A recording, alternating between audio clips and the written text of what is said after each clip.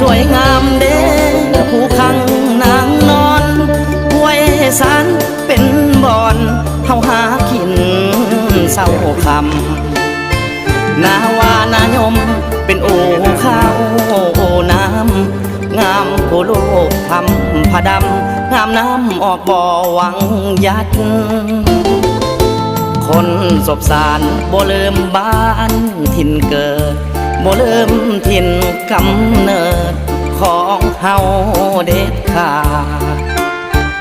วันหยุดวันพระเฮาพากันเข้าวัดบ้านศพสารเล่งลัดในการพัฒนา